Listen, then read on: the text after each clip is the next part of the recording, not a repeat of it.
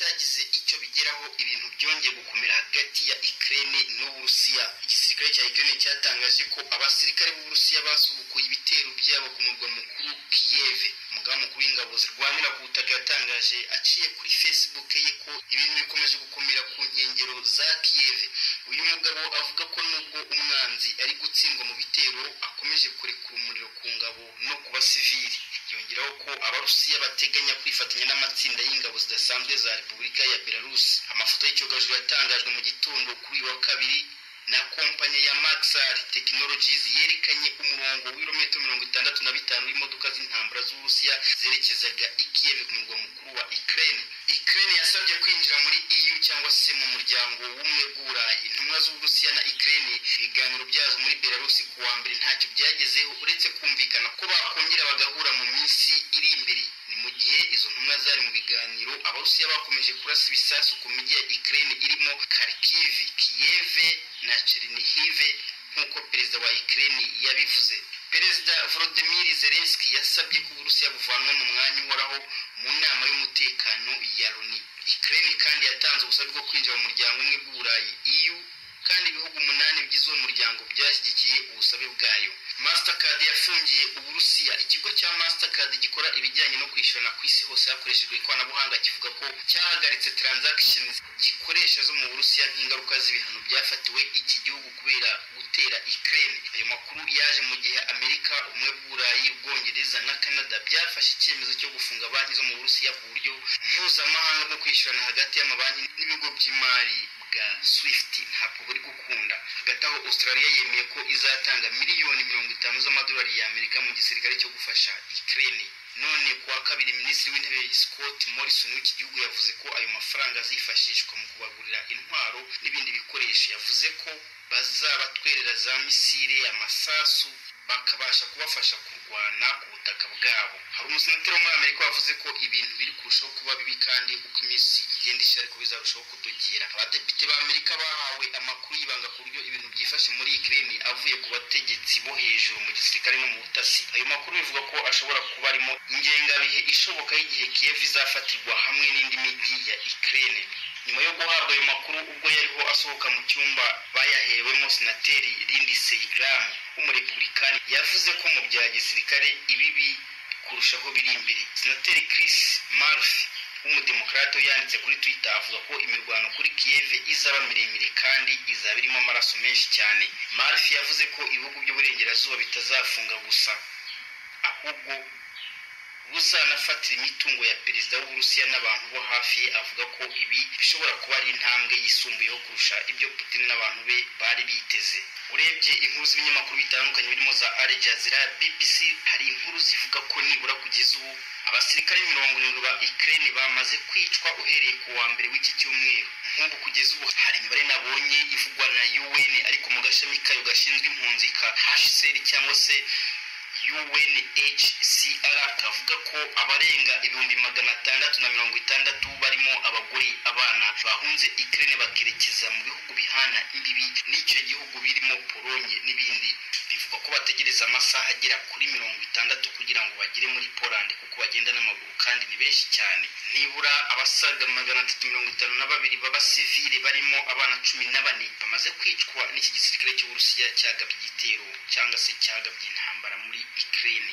Mu gihe Uburusiya bukomeje gufatirwa ibihano n'ibihugu bitandukanye kubera guteza intambara kuri Ukraine, imbuga nkoranyambaga za Facebook, TikTok na YouTube nazo zafatiye ibihano iki gihugu. Izi mbuga zombi zamaze guhagarika uburyo bwo kwinjiriza amafaranga ibitangazamakuru byo mu Burusiya bishyigikiye leta ndetse n'imbuga za leta zinjiza amafaranga binyuze mu kwamamariza kuri izi mbuga. Ubuyobozi bwa YouTube bwatangarije ntaramakuru by'Abongereza Reuters ko ihagarika ubushobozi bw'imiyoboro myinshi yo kwinjiza amafaranga kuri YouTube ikorera leta y'Uburusiya n'indi yose ishyigikiye iyi leta. Umuvugizi wa YouTube Farshad Shadlo yavuze ko YouTube babwiye itangazamakuru rya leta y'Uburusiya guhagarika uburyo bwo kwinjiza amafaranga biciye kuri uru rubuga. Umwanzuro wa YouTube wavuye ku cyifuzo cya guverinoma ya Ukraine, aho minisitiri w'ikoranabuhanga wa Ukraine Mikhailo Fedorov yasabye YouTube guhagarika ibikorwa by'Uburusiya bica kuri YouTube.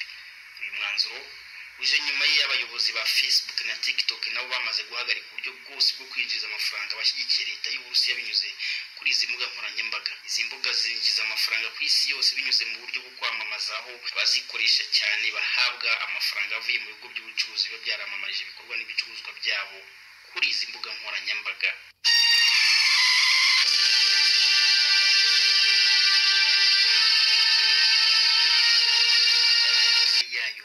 Ubundi igihugu cya Ukraine cyahoze ari kimwe mu bigize Repubulika yunze ubumwe z'Abasoviyete yaje gusenyuka. Putin ntabwo ashaka ko Ukraine ijya muri OTAN cyangwa se NATO, kuko Uburusiya abona ko Ukraine ari umuyoboro w'ibihugu by'i Burayi. Ni ukuvuga we asanga Ukraine iramutse igiye muri OTAN byakorohera ibihugu by'i Burayi gutera amatako cyangwa se gushinga ibirindiro bya gisirikare mu marembo y'Uburusiya, bikaba bigoye ko bwakwigobotora. Mu kwezi kwa mbere umwaka ushize nibwo perezida wa Ukraine Volodymyr Zelensky yasabye bwana Biden kujya muri OTAN. Iyi OTAN igizwe n'ibihugu 28 by'i Burayi na 2 byo mu majyaruguru ya Amerika, ari byo Amerika na Canada. Ni umuryango uhuriye mu kurinda ibihugu bigize, ku buryo iyo hari igitewe ibindi bitabara bwangu bikoresheje igisirikare. Uyu muryango ntabwo Putin yifuza ko Ukraine nk'igihugu cyahoze ari ikinyamuryango cya IRSS cyasaba kujyamo. Indi mpamvu y'intambara ni intara ebyiri ziyoborwa na Ukraine ariko zikaba zishaka kwigenga, zikaba leta ziyobora, ni Donbas na Minsk.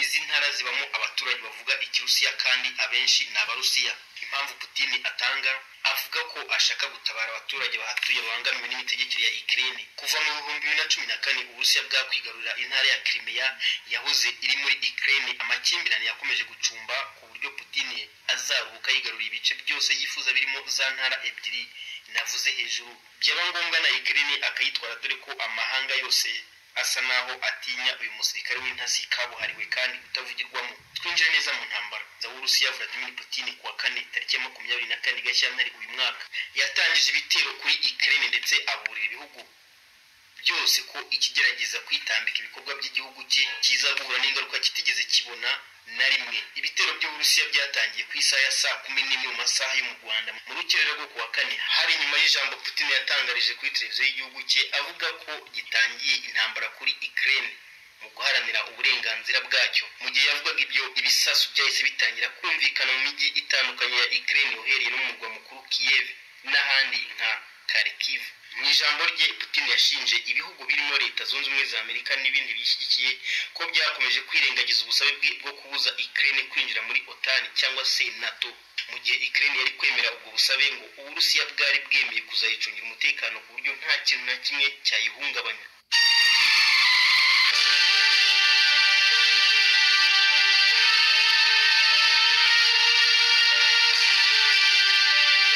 Mu ijambo rye Putin yagize ati, hari impamvu zidusaba gufata imyanzuro ya ngombwa kandi y'ako kanya. Abaturage bo muri Repubulika ya Donbas batabaje Uburusiya basaba ubufasha.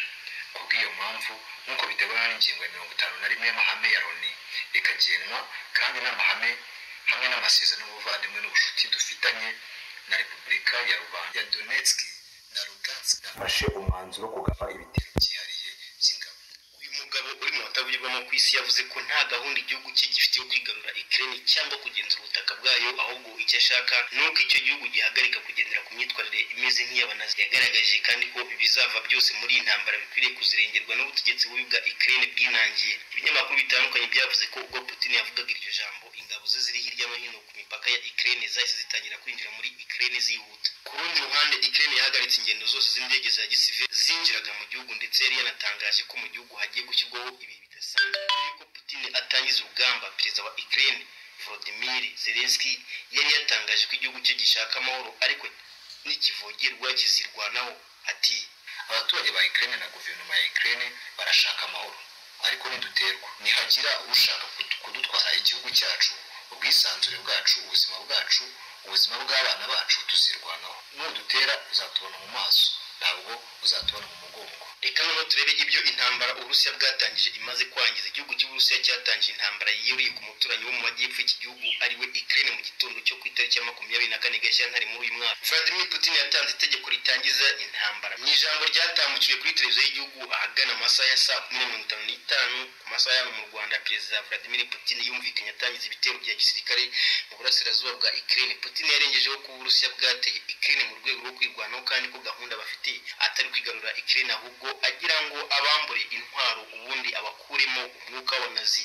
abadage bateje intambara y'isi ya kabiri. Vladimir yasabye abasirikare ba Ukraine gushyira intwaro hasi bagataha, gusa n'ubundi yemeza ko ibitero byo bigomba kubaho nta kabuza. Putin yarengejeho guha gasopo ibihugu by'amahanga kutagira ikitambamira ibi bitero. Perezida wa Ukraine Volodymyr Zelensky yavuze ko Uburusiya bwagabye ibitero by'indege ku bikorwa remezo by'iki gihugu ndetse no kubashinzwe kurinda imipaka. Iturika ryumvikanye mu gihugu cyose.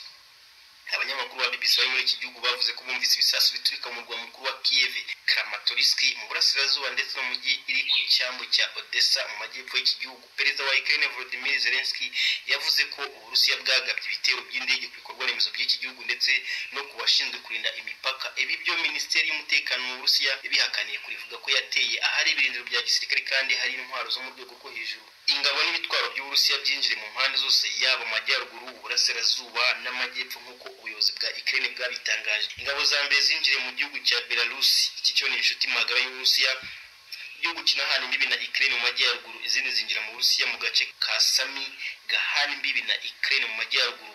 Izindi ngabo zinjira mu gace ka Crimea Uburusiya bwatse Ukraine mu 2014 aho zarwaniye n'abarinda umupaka ndetse bamwe bagakomereka nk'uko urwego rushinzwe kurinda imipaka muri Ukraine DPSU rwabitangaje. Mu majyepfo ya Ukraine ingabo z'Uburusiya zinjire ku cyambu kiri ku nyanja y'umukara mu mijyi ya Mariupol. Aha abaturage bakwiye imishwaro bahunga nk'uko umuturage w'umwongereza bibwiye umunyamakuru wa BBC uri gukurikirana iby'intambara. Impfu zimaze gutangazwa zingana iki? Kugeza ubu ibinyamakuru bitandukanye ndetse n'imibare ikorwa igaragaza ko abaturage 137 b'abasivile nibo bizwi ko bamaze kuhasiga ubuzima mu minsi ishize intambara itangiye. Ukraine ivuga ko abasirikare 1000 b'Abarusiya bahasize ubuzima.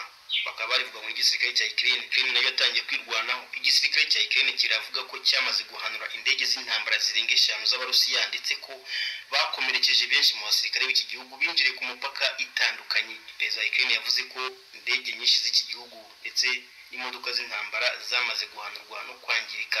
Ibi igihugu cy'Uburusiya cyabihakaniye kure, ahubwo kivuga ko cyamaze gutera ahantu harenga 70 ha gisirikare. Nubwo iyi ntambara yatangijwe yiswe iyo mu burasirazuba, yamaze kugera no mu bice bimwe na bimwe byo mu murwa rwagati no mu majyepfo y'iki gihugu. Ukraine yamaramaje mu ntambara.